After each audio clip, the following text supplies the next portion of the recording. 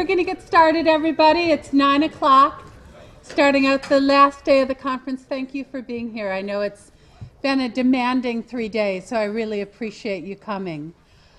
This morning, we're going to take a look at a very new and emerging area of work for Scenic, and that is considering and thinking about and planning to add scientific and cultural organizations, not-for-profit scientific and cultural organizations, to the network.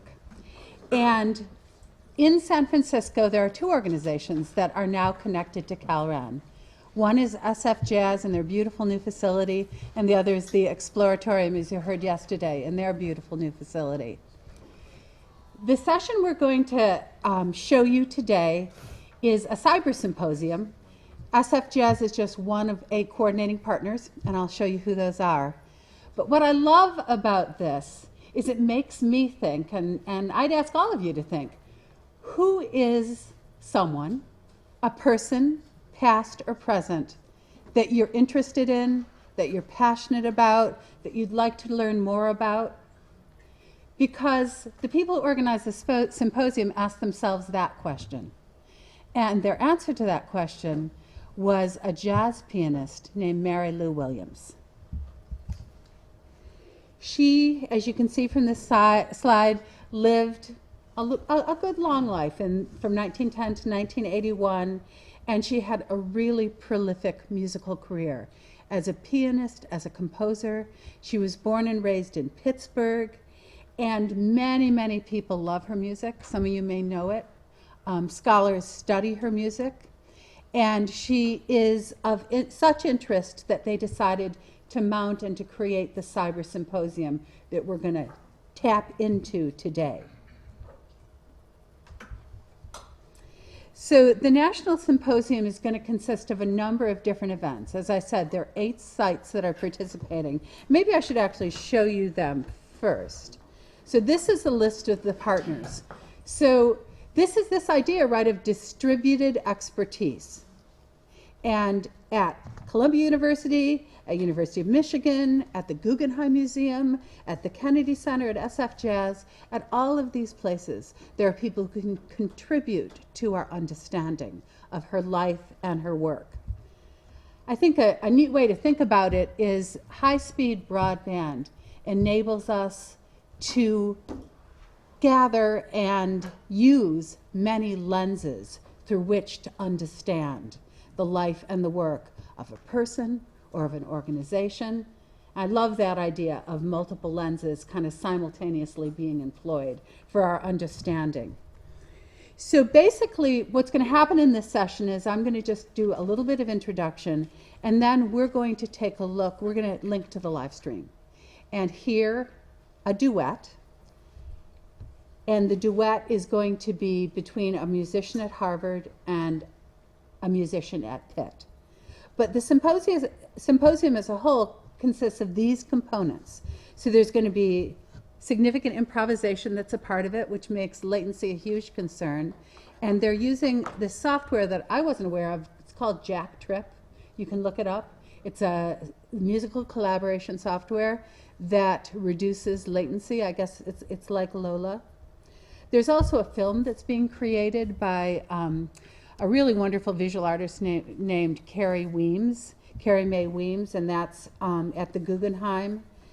There's going to be a presentation which we'll hear part of from the head of the Mary Lou Williams Foundation, and that's actually happening at San Francisco Jazz. There's a panel, and then audiences at these 8 venues. You know, I mentioned it earlier, but it's, I think, a point of celebration for Scenic that SF Jazz is now connected to CalRan. It's not been long. It's only been a couple months. And there's lots of complexities in terms of them really learning to utilize that capacity and making it a core part of their educational and artistic mission. But I have no doubt that they're going to do it. This is a quote from Lewis that was in a press release that Janice wrote that you may have seen, which I think really expresses well the aspiration that Scenic has for this emerging area of work, which seems fraught with all kinds of complexities, but probably very much worth doing. So specifically, what are we going to do today? We're going to connect to the live stream at 9:12. So we'll probably make that transition at 9:11. And just at that moment, if all is going well on their end, Mount Allen, who is the Director of Operations at SF Jazz, and he's really the Scenic's point person for making this collaboration a reality, is going to introduce the piano duo. It's the music of Mary Lou Williams, and it's being played by these two musicians. Jerry Allen is actually Mount Allen's sister, and she's performed at SF Jazz before, and I haven't heard her play, but I've heard she's an amazing pianist. And then after we hear that duet, as I said, musicians at two different sites playing together using Jack Tripp software, then the executive director of the Mary Lou Williams Foundation, Father Peter O'Brien, who I think was her priest. I think that, somebody who guided her through her life, who is now directing the foundation that works to preserve her legacy, is going to speak a little bit, and then he's going to play a recording of a piece of music she wrote called Praise the Lord. Then we were hoping to be able to connect via video conference to Mount Allen, and we tried it this morning, and we couldn't get it to work. So that seems to be part of the reality. So what I'm going to do instead, I've developed some slides to talk with you about kind of the national landscape in terms of performing arts organizations, museums, nonprofit scientific organizations, and high-speed broadband. And it's been interesting in this conference. I've learned a lot.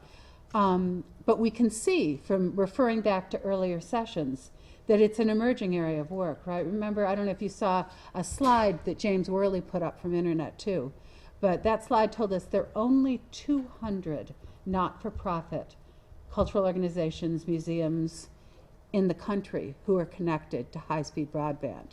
I was really surprised by that. I thought it would have been a larger number.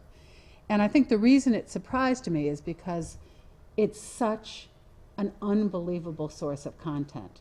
I mean, if it's true that these networks are becoming more and more about content and the support of amazing content, it's a pretty rich resource for that kind of content. I wanted to be sure that you had these contacts, and I know I don't need to remind you that all of these slides are going to be on the Scenic website, so you'll be able to access them. One of the things that I'm not going to be able to share with you today is the specific technical details of how a symposium like this was put together, and both the hardware and the software that supported it. But you will be able to both contact Mount Allen, but especially Jerry Allen, because it's the University of Pittsburgh that took the lead in producing it.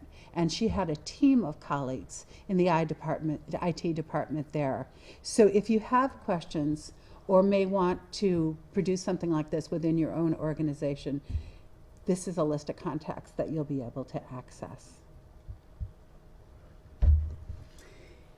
So the guiding question kind of for us at Scenic is, what is it specifically that high-speed broadband can do for cultural organizations, can allow them to do that they couldn't do otherwise? And this symposium is just one example of that. Before we go to it, I just want to engage your experience around this question, and I want you to be thinking about this, if you would, for us through the session. Take a minute and look at this. What we've been trying to do is we've been trying to develop like a set of categories of work that nonprofit scientific and cultural institutions can engage in and create once high-speed broadband becomes a part of their organizations. I've looked really hard to try to find an existing set of categories or kind of an existing framework for thinking about how to develop this work. I haven't been able to find one, but maybe I just haven't done enough research yet.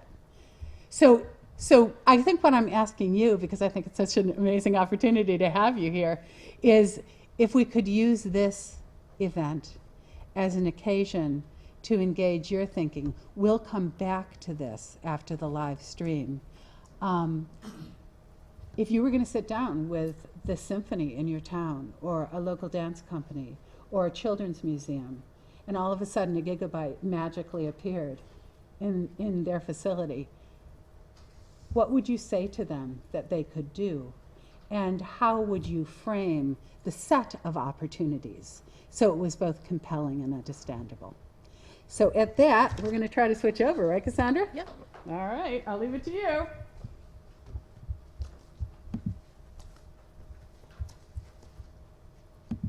So just a reminder, they can't hear us, so don't worry. The intensity of the pulse so that it really communicates to us. And I feel that even over this at times awkward technological channel that we're on, it's still communicated to me, so I want to thank you for that. And I also want to echo what Jason said, that there's a real elegance and kind of spareness in the way Mary Lou is expressing herself across that group, the way she interacts with it, the way she dances over it with her right hand, and the kind of language that's in the figure she's playing, and the colors. Could you remind me of the year of this again?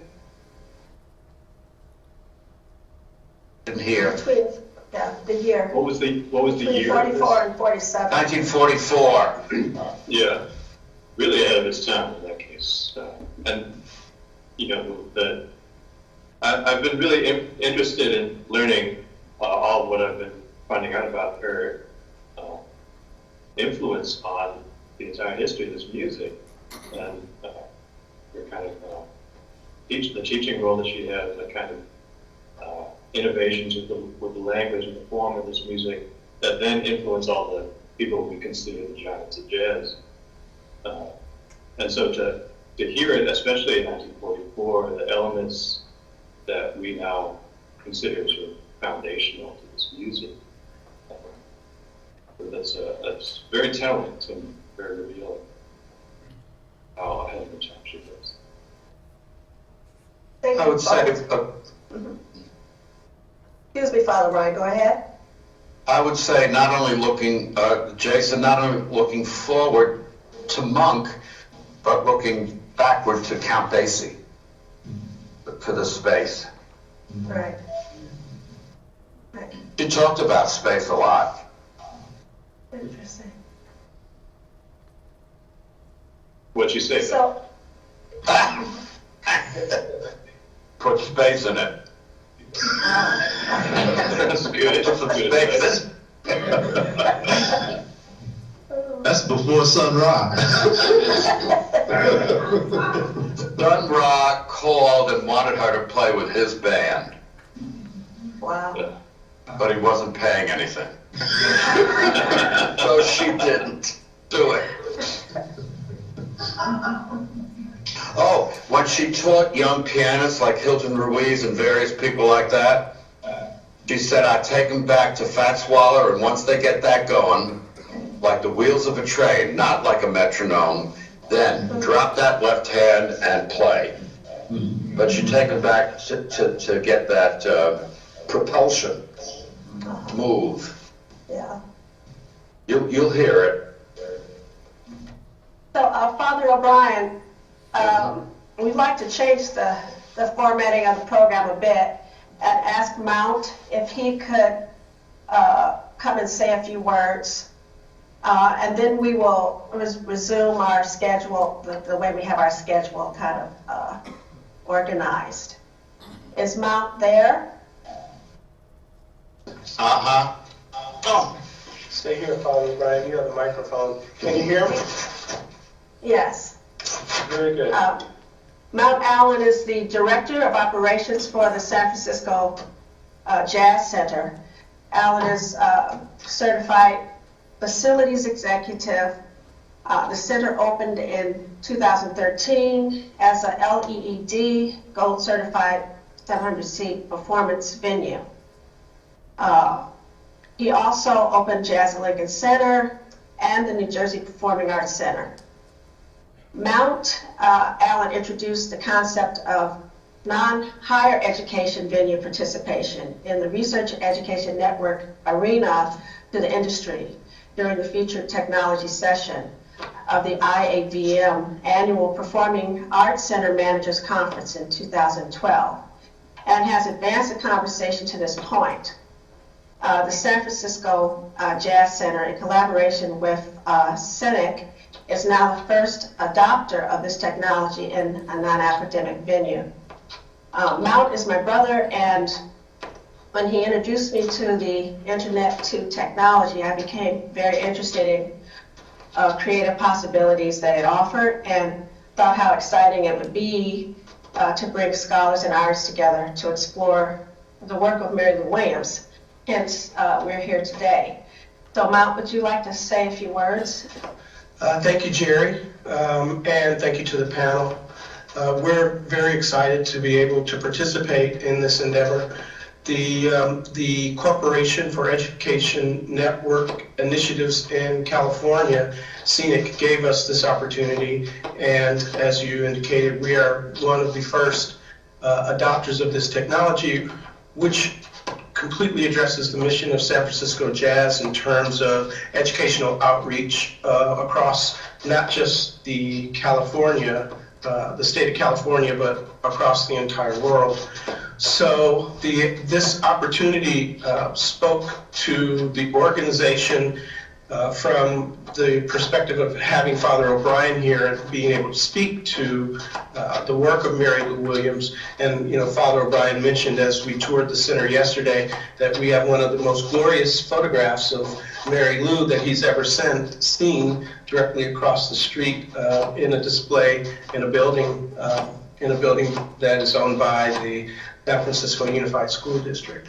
So, the goal that we're participating with is to have this type of music communicated not just to our 700-seat theater, but to 7 million seats across the entire world, that we're able to push out content and collaborate effectively with higher education in their goals to forward this type of music. How about that? Thank you. Okay. Wonderful. Thank you very much. Let me ask Jay Graham could say a few words as well in this regard, since we've stopped to talk a bit about the technology that we're using, that has given us this opportunity to speak with people in San Francisco. Father Brian is in San Francisco, and we have scholars and artists in New York. We have Atlanta. We have Michigan. So would you like to say? Oh, yeah. Can I come over here and sit down beside you, Jerry, for a second? I actually need your mic, I think, too. If I can run that first.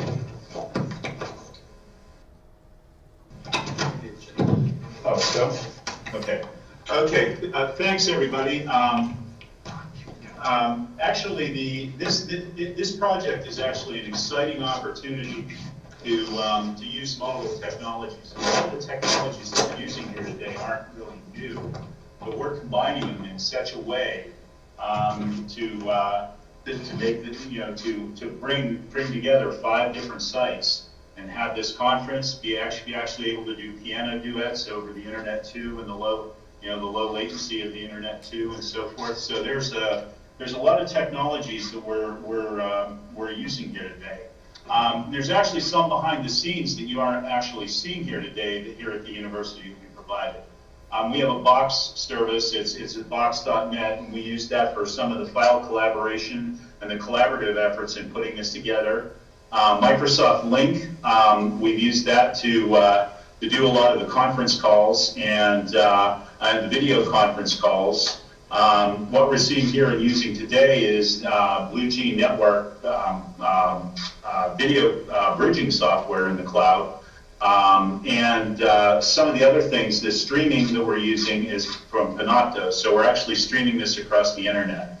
So there's a lot of technologies that we're using here today, and it's very exciting. And as I said, well, coordination is probably the biggest challenge with multiple areas that we had, and the participants that we had, and we were able to support that coordination and that collaboration with the technologies that we used here today. Thanks. Thank you. And I have to say this collaboration is really not possible without each of the partners that have so generously supported this idea, including Columbia University, Emory, Harvard University, the Kennedy Center for the Performing Arts, the University of Michigan, as we mentioned, SF Jazz, and we're very appreciative of this opportunity. We'd like to continue now with, and go back to Father O'Brien in San Francisco. And Father O'Brien, you were going to tell us about 2 audio samples that you have, and we're very anxious to hear. Okay, am I back? Can I be heard? Yeah. Jason, I was thinking about when I learned about Mary talking to me about space. She had a 3/4 Hamilton upright made by Baldwin in the front room of her apartment at 63 Hamilton Terrace. And I was sitting on the bench with her, and she said, watch. And she played with beautiful hands, long hands. You have flat hands too, Jerry. Hug the keys. And she said, listen, listen. And she's moving around slowly. Space, room to breathe. And for me, that means room to contemplate or to reflect as the music. And then she did a program with Mary McPartland. Mary Lou was the first guest on Piano Jazz, and she opened with Ronnie Boykins played with her, and she opened the program with something new, and I named it Space Playing Blues. So space. What we're going to go to now is, Jason, listen up once again. This is Mary Lou's very first recording. She had done 8 or 10 recordings before that, but as a pianist and arranger with Andy Kirk's orchestra, and then they recorded her one day herself. So the first 78 that came out with Mary's name on it. She's my first record. She'd always said, this is Dried Nightlife. And the evenness is 19 years old here. So this is called Nightlife.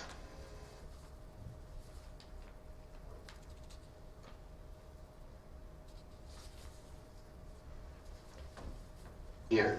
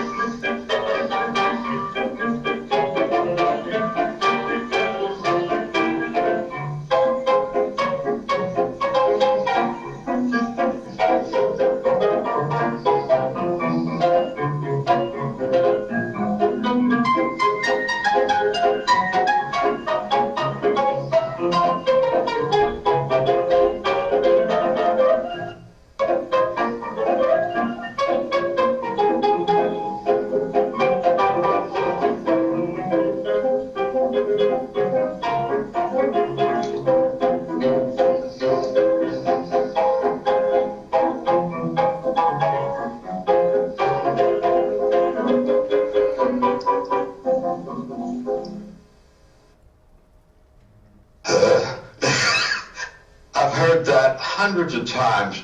What occurred to me is today, this is going all over the place, which is wonderful. I'd like to hear what the pianist heard and thought. Is that all right? Can we jump to that? I saw Vijay's face smiling and looking. Oh, it's so orchestral. Yes. And it has such a hook to it, and just such a bottom end that's really. Such a what? Such a strong bottom end that really lifts you up. Real sense of buoyancy and just a purpose to it. You know? And I hear her doing things that you associate with ragtime, some of these hemiola figures, the way they tumble across the bar line. It was a real tour de force, I guess you'd say. Just, there's a unity to it, but it's still somehow she got all this information in there, all these really interesting technical flourishes, but it never seemed like that was the point.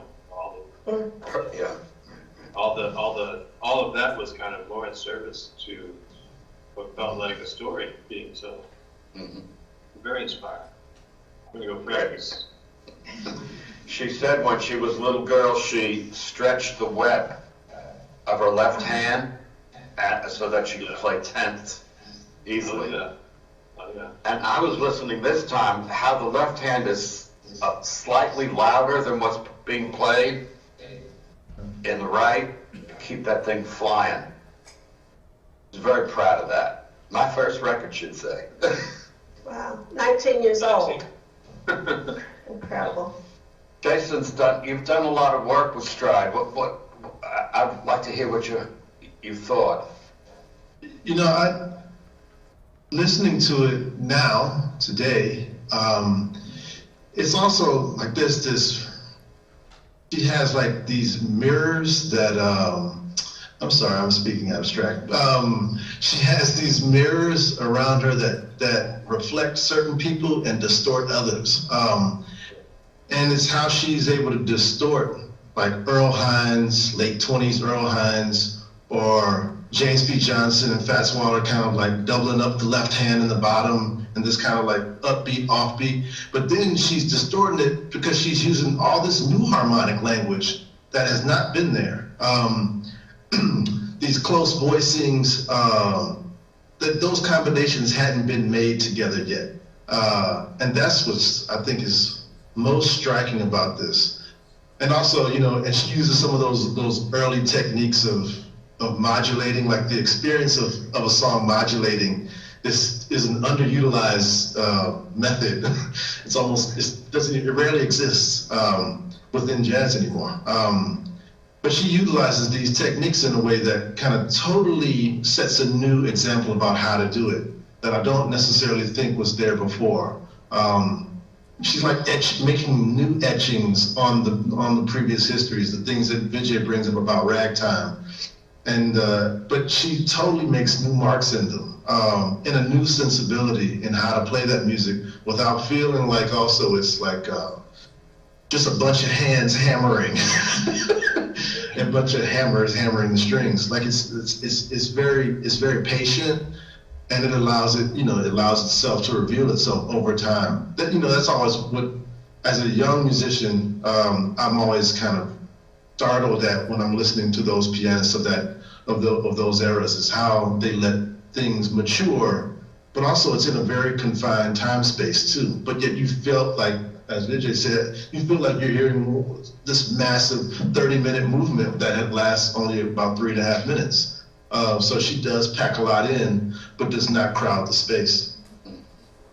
Right, and there's this amazing sense of independence that is just awe-inspiring, this ability to maintain that metronomic experience, and really with a freeness that's, very difficult to achieve, So for me, it's just exciting every time I hear this particular piece. it speaks so much to what is possible in terms of, the independence between the hands. Do you know, sorry. I was just going to say, whenever I hear her in this vein, particularly playing stride, it reminds me of Kung Fu, or the martial art, in the sense that it has such discipline and rigor, astonishing skill, but it's also so alive, fluid, in the moment.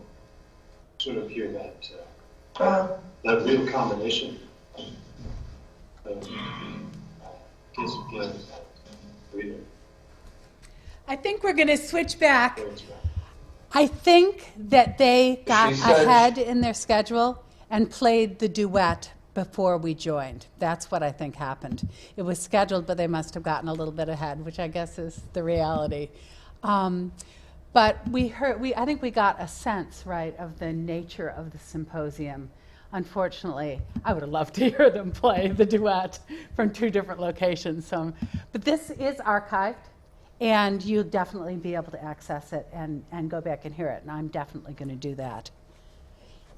Before we get back to this list, I just wanted to give you a few more examples of, within the domain of music, how high-speed broadband is being utilized. So one example, I think actually David Lambert may have referred to this. They're a very important partner of Internet 2, the New World Symphony, and they do these wallcasts that seem absolutely amazing from what I've heard on the beach in different locations. So that's one example. Another example is collaborative composition. So composers at a distance being able to collaborate, play their music, hear their music together. Another example, which I actually watched a video of, you should watch it too, it's really unbelievable. So the MIT Media Labs worked with Pilobolus, and if you don't know them, they're an amazing modern dance company, very acrobatic, fascinating movement and shapes. And they did this project where they gave everybody these umbrellas, and these umbrellas had LED lights on them. And then they somehow the people who had the umbrellas actually went onto this big playing field and orchestrated this dance performance, which when you watch it, I can only imagine what it must have looked like if you were actually there. When you watch it, it's really cool. So you can access it at this URL. Let's see. I wanted to just mention, before we go back, and maybe you help us a little bit, that my assessment, as somebody who has worked in not-for-profit cultural organizations for a long time, is that cultural organizations really want this technology for lots of purposes: marketing, audience engagement, education, but they rarely have the capacity to be able to utilize it and harness it. And that capacity is going to need to be built, I guess, just like any organization, but I think especially in these kinds of organizations. So I just kind of put together this slide for you. You might want to have a look at this report if you're interested. It's really a good report that Pew just put out. And they put one out on libraries about 2 years ago. This one just came out on cultural institutions. I think that's... Oh, I also wanted to mention to you something I'm thinking about going to. If anybody wants to come with me, that would be great. Internet 2 is sponsoring a seminar, a 3-day, actually it's a 3-day conference really, on how specifically performing arts organizations can use high-speed networks. And it's the end of next month. They have a whole program planned. It's online at the Internet 2 website. So let's go back to this question, right? And it's a question for every institution that becomes a member of a high-speed research and education network. So if you wouldn't mind looking at this list, and I'm going to ask you 2 questions. One is, What do you think of this list of possibilities or potentialities? Do you see anything that needs to be added? Is there another way of conceiving of it that would be more useful and helpful as we begin our conversations with not-for-profit scientific and cultural institutions? That's one question. And then the second question is, do you know of any examples we should know about to look at and to learn from? So in our conference, we've had the Exploratorium example and the SF Jazz example. So let's start with the first question first. What do you think of this list? Does this express the full range of possibilities in this area of work?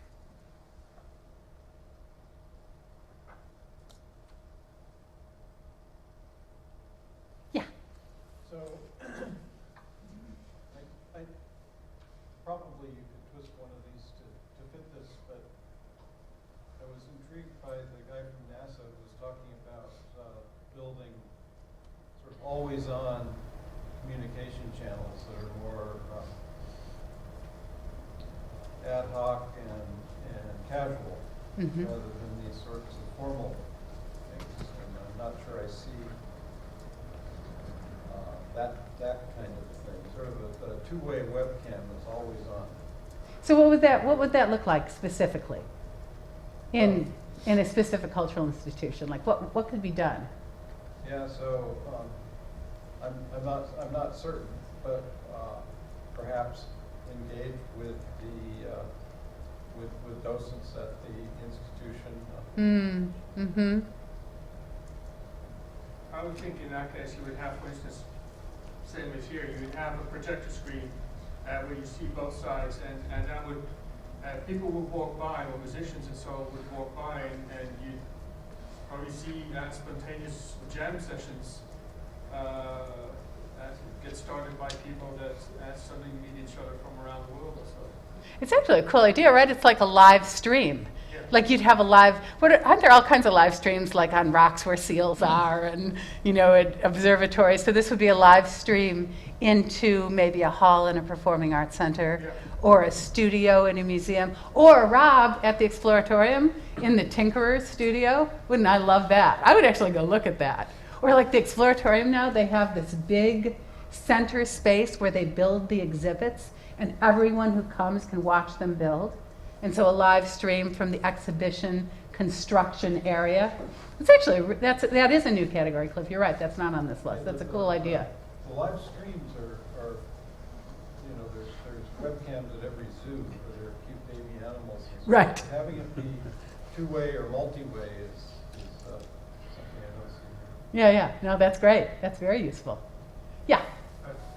On your number 4 one, which talks about artists collaborating at different locations in real time, maybe a subset of that could also be where works of art or other types of exhibitry can communicate in real time to multiple locations, but not necessarily with the presence of the artist all the time. So, like their work is sustained after, like, say, an art opening or some performance events. So you're talking about two works of art being created at different points that interact with one another? Yes. And somehow that's the work of art, right? They're linked. The link is the work of art. That's a very cool idea. I wonder if there have been a lot of, it actually does represent a new category. I wonder if there have been a lot of commissions for artists to utilize the capacity of high-speed broadband specifically. In other words, they're working in that's their medium. High-speed broadband is a part of the medium within which they're working. Do you know, Rob? You would know if anyone knows. Chris? Yeah. I thought I would tell you, I just got an email from Jerry, and Jerry and VJ are about to play. All right, we gotta go back. Can we go back? Where's Cassandra? We can't go back without Cassandra. Eric, can you get us back? Cassandra's right there. Where? Cassandra! In the hallway. All right, I'll go get her. Cassandra, they're gonna start playing. Can you come back and get us back? Oh, good.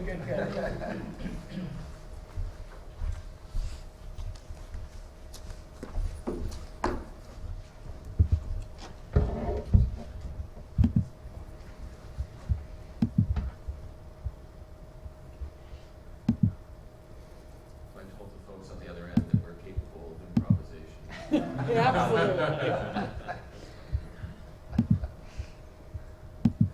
Let's go. Gary.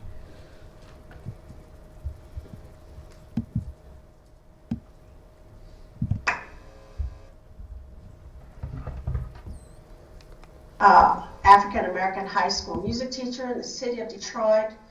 Professor Shirley won first prize in the Metropolitan Opera auditions, becoming the first African-American tenor to be awarded a contract with that company, where he performed from 1961 through 1973.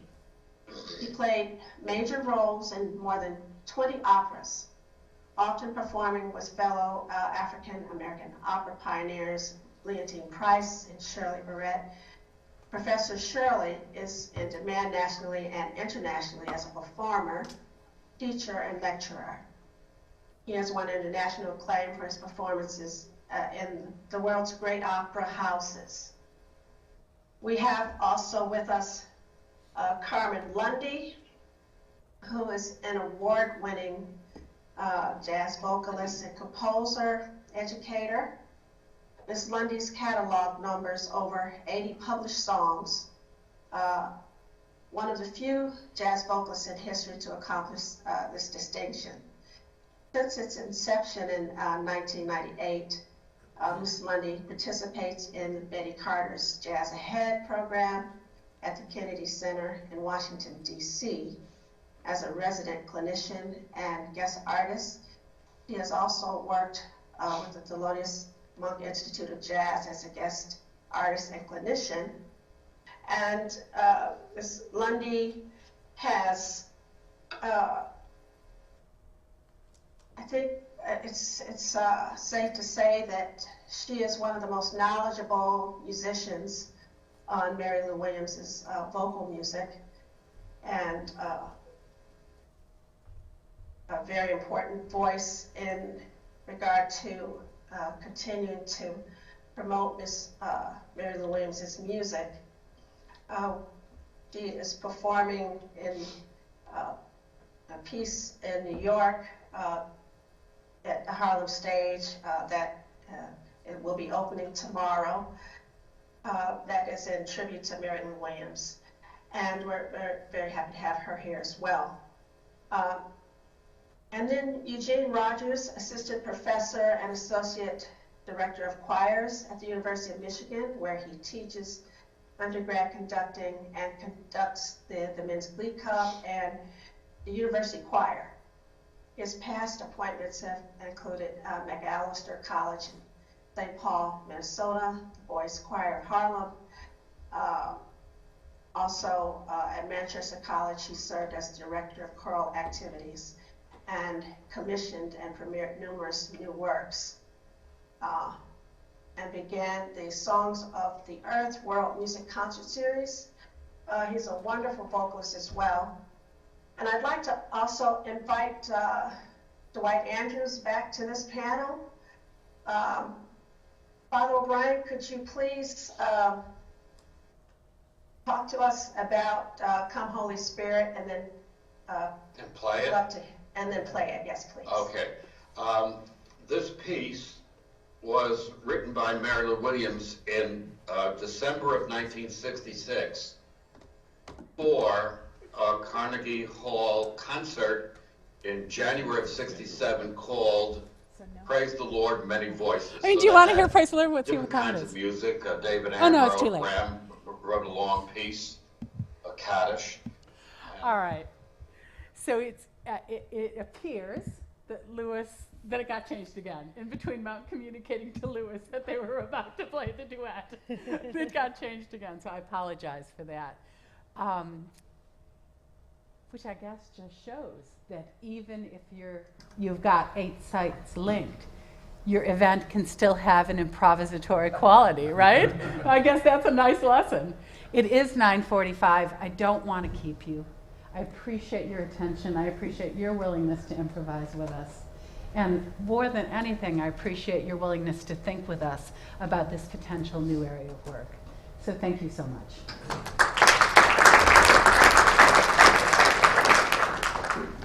that's all oriented.